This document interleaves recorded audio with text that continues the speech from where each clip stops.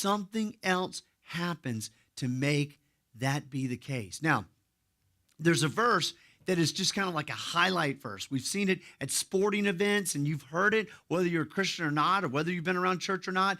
This is a verse that everybody knows. It's kind of like the mantra of Christianity, right? And it's John 3:16. And it's amazing that Christianity starts off, even though we have all those obstacles, even though we have all those questions, even though we have all those emotional things, right, that go with us that we've picked up from church or from religion or whatever, okay? The mantra of Christianity, the big verse, that's like the big summary statement of it all, is something that just kind of says, can you just set those aside for a minute? Can you just kind of not minimize those, not act like they don't exist, but just kind of set them over here, because there's something else that I want to tell you, because it goes like this. God so loved. Now, isn't that amazing? Love. Let's stop right there, because that's where Christianity starts. And so it's like, yes, I know you have your questions. I know you have your obstacles. I know you have your reasons. But the fact is, you know what? That's when people's lives change. When somebody gets it in their mind and gets it in their heart, and the lights come on, and finally the tumblers roll into place, and finally the objections, yes, they're important, but they shrink down. But when our hearts get the fact that God so loved, that there is a God and he knows your name, and there is a God and he cares about you, there is a God and he wants a relationship with you, and he loves you. That when it's with the heart and not always the mental constructs and not the categories, something changes in people's hearts and lives, because it becomes personal to us. And so God so loved the world that he what?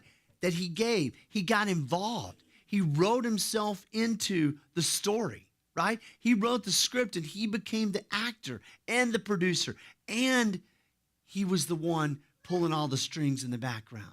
And so the idea is he got involved, and we're going to look at a story this morning that shows one of the greatest ways that God ever got involved in a person's life. And it predates Jesus 2,000 years. It was 4,000 years ago, this story that we're going to look at, and it shows that God comes, and he is very personal, and he comes to me and you individually, and he wants a relationship with us personally and individually. And it's a story that really shows how much God cares for us, loves us, knows our name. And it happened in a very interesting environment, because we're going to look at the story of Abram turned Abraham in Genesis chapter 12. We're going to look at 3 different passages, but I want you to understand about what we're going to look at here. When God came to this individual in his day and age, they were living a lot like we live. He lived in an age when people kind of looked at God like a cosmic vending machine, and you had to know what the code was, or you had to put in a certain amount of money to get God to do what you wanted.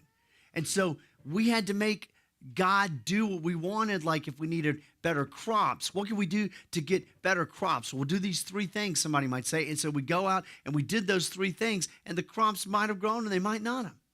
And for others of us, how can we get, more children, they would say in that day and age. We need more children, maybe even more male children specifically. Well, here's what you need to do, and people would do that.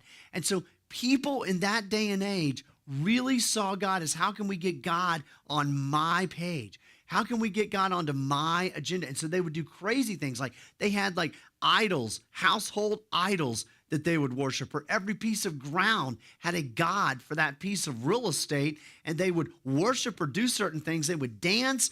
They would offer their children as sacrifice, offer themselves as sacrifice, cut themselves, dance, crazy religious stuff.